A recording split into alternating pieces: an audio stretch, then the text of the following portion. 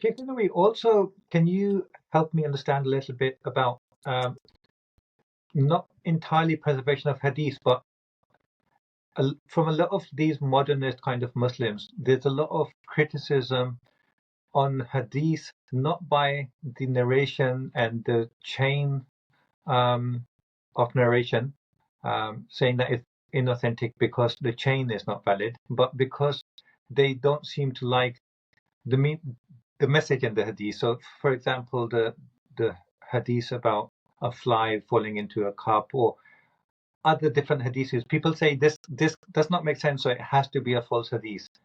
First of all, how do we understand those people who reject hadith because they don't like or understand the meaning of the hadith, and how we to view certain hadith where even if we don't understand the meaning, how do people, when previous scholars narrate collected hadith, did they look at the message or did they just look at the narration, chain of narration? So first of all, just let me answer it backwards. The school or the ilm al-hadith deals, or the science of hadith, if you were to say, deals with the hadith from two aspects. Number one, scrutinizing or critiquing the chain of narrators from the pool of narration, let's say, and the latest one being more or less year 405 of Hijrah, which was narrated, all the way to the Prophet ﷺ. They scrutinize the chain of narrators. Every narrator must be verifiably truthful and verifiably accurate in transmission. And then there has to be obviously direct auditory transmission. The second thing they scrutinize is the text of the hadith itself. So two things are scrutinized: the chain and the text, the sanad and the matn. Now,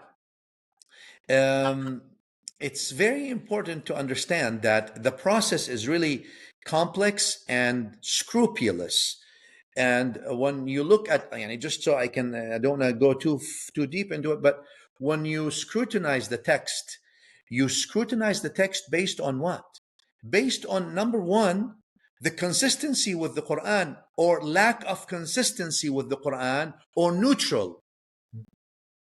So, and you look at that, then you scrutinize it based on what? Based on that which is established, authentic, prophetically authentic. It's already established. I have a hadith, I look at it through comparative analysis of the hadith, and then I see if that new hadith is consistent with the established authentic ones. So there's a lot of things that go into that. For the people who say that, mostly people who are called Quranists, and I think that's a misnomer, to be honest with you. In my view, what I've seen is most of them are not knowledgeable. I don't want to use the word ignorant, but not knowledgeable in the ulum of the Sunnah anyway. And they say we take the Quran, we don't take the Sunnah. Yes. The problem with the statement is very simple. Number one, obviously, nothing matches the Quran in superiority, in authenticity, in command, in authority, in anything. There's no match. Million hadith does not equal one ayah of the Quran. In general. All right. Number one. Number two, the Sunnah is two kinds: the definitively narrated and, all right, let me retract. The Sunnah is either authentic or inauthentic, just to make it simple. Yeah. I'm not going to say forged or weak. Forged or weak is under the inauthentic. All right. In the Salaf time, they used to say maqbool, mardud, admissible Sunnah, inadmissible. For the inadmissible, they mean weak, forged, lies, whatever it is. All right. So let's say authentic, inauthentic. All right. Leave the inauthentic behind for a very simple reason. لا يبنى على الضعيف شيء. You cannot build any case on an inauthentic sunnah or hadith, period. You can practice a practice that is based on weak hadith without making it binding. Excuse me for just a second. Yeah.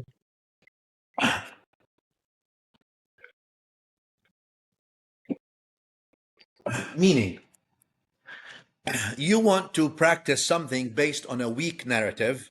Yeah. If the weakness is not severe, you may practice it without calling it sunnah, because it's not sunnah, authentically speaking, without making it binding to others, Yeah. without even making it binding to yourself, except on an optional mubah basis, and without institutionalizing it, because you cannot institutionalize something that's not authentic prophetically, period. Yeah. Even if you are to practice it in nawafil or fada'il or etc., etc. In my view, I steer away from that in general. Now, let's go to the authentic sunnah. The authentic sunnah has two levels. Now, not the inauthentic is out, let's say, or put it Yeah. aside. The authentic is two levels. The first level is the definitively authentic. The second is the speculatively or the non-definitively authentic. What's the difference between them? Very simple. Let's say the Prophet ﷺ informed 7 Sahaba of a hadith. Those 7 Sahaba, they told at least 7 more of the Tabi'een. Those at least 7 or 10 of Tabi'een told 20 Tabi'een. Those 20 Tabi'een told 40 Tabi'een until year 400 or so, when it was all recorded in that pool of hadith, in that collection. Now, this is what we call definitively prophetic or mutawatir hadith. Now, let's go to another authentic hadith. The Prophet ﷺ tells only one Sahabi. That one Sahabi tells one Tabi'i. That one Tabi'i tells only one Tabi'i. And he tells only one Tabi'i. All right? And that Tabi'i only tells also one from his Tabi'in until it becomes it becomes recorded. Now, it's authentic when I have only single chained narrators from the end of the era of collection up until the Prophet ﷺ. That one single chain, we verified everyone to be verifiably truthful, and verifiably accurate in transmission. Okay, but they come and tell you, sure, leave the Sahaba aside, the Tabi'i, etc. They're verifiably truthful, you say. They're verifiably accurate, great in transmission. They don't add, they don't subtract. But are they human beings? Are they fallible? Yes, they are. They are fallible. Can they forget? Yes, they can. Can they misunderstand? Yes, they can. Can they have lapses in memory? Yes, they can. It's possible. They said because of that, then, the ulama of hadith, they said, we will call that, though highly rigorously authentic to the Prophet ﷺ, but we will call the single chain, we will call it speculatively authentic. Right? And what's the term for it in Arabic? Ahad. Okay. Ahad means single chained, or to be more exact, non-mutawatir. Yeah. All right? But we call the other one, who is narrated by at least, let's say, 7 or 10 in every layer of the transmission, we call that definitively prophetic. Why? It's merely not only rational, there's some indirect textual evidence for that, but the basic reason for that is simple. When you have 10 people hearing the same thing from the Prophet ﷺ, one was from Mecca, one from Medina, one from Iraq, one from Syria, one from Egypt, one, and everyone is saying the same thing, it is impossible for one of them to forget and the others also forget exactly like him. It's impossible for anyone to conspire to forge or lie or make an addition, because he's corroborated. And because it's corroborated in every layer, we call that hadith or that sunnah definitively prophetic. Now, the reason I'm saying this is the Quran was transmitted in a definitively mutawatir way, in mass narrators in every layer of the transmission until we got it today. And therefore, it's impossible intellectually for anyone to leave out one letter, let alone one word, or make a mistake in any. The portion of the sunnah that's mutawatir like this, denying it means you deny the Quran. by definition. You see what I'm trying to say? Yeah.